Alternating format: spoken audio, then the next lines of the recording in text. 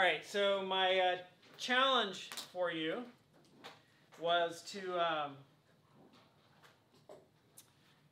add a way to keep track of which actors were in which movies. Did you gals come up with a solution? Yeah.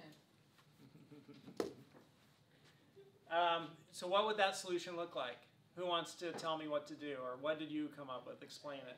You said you had one. Let's hear it. Just the name of the movie and cast. Like what cast is in each movie. Okay. So what tables would I create? The unique ID, which is already there, but then you would add the. You would just add. Okay, so you're saying a cast. Yeah. Just here's cast. I love it. Cast is a great name for a table. And in cast, what are we going to store? Cast will have a unique ID. Unique ID, right? So this will be, we can't use C anymore, folks. So we'll just do cast ID, right? Because we already use C for customers. And then what else are we going to store here? The name of the movie.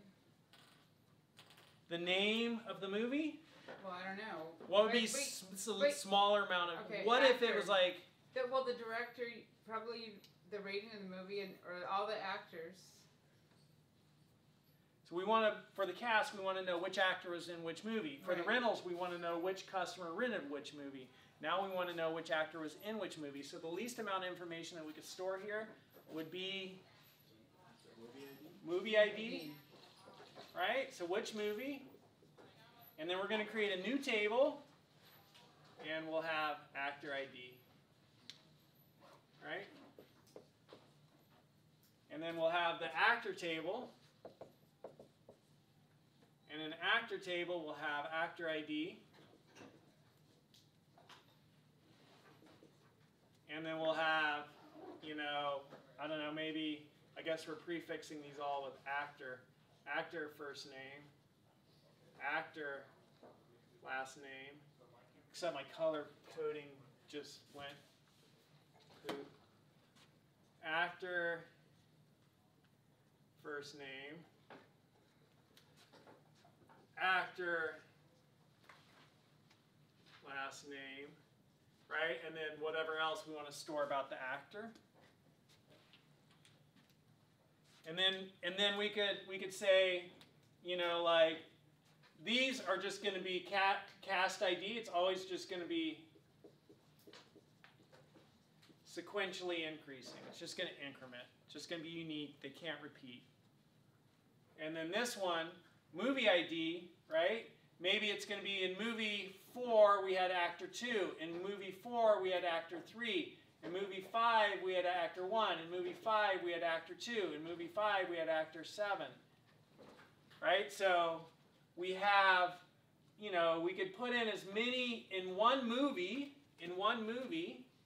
movie 5, we could put in as many actors as we want. Sweet. We're relating the data. How many people got that? Cool. So basically what I was asking you to do by associating movies with actors is the same thing that I asked you to do when we associated movies with customers. We had a rental transaction, which associated movies with customers, a rental transaction table. And then here we have a cast, which is another transaction table. It's a transaction, which actor's in which movie, right? Like literally, if you think about it, the actor's signing a legal document saying, I will be in this movie. It's a transaction. But by transaction, we mean there's some connection, some interaction that occurred between movie and actor, right? An actor was in a movie. A movie had a bunch of actors in it.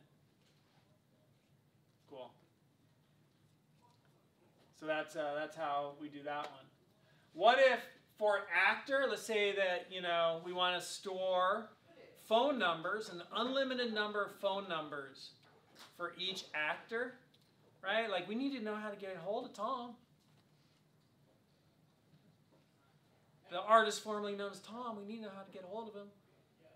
Right? Maybe he's got like 4 cell phones, a home phone, So we want to store an unlimited number of phone numbers for each actor. How would we do that? So work it out on your piece of paper. How would you store an unlimited number of phone numbers for each actor? Work it out on your paper. Store an unlimited number of phone numbers for each actor.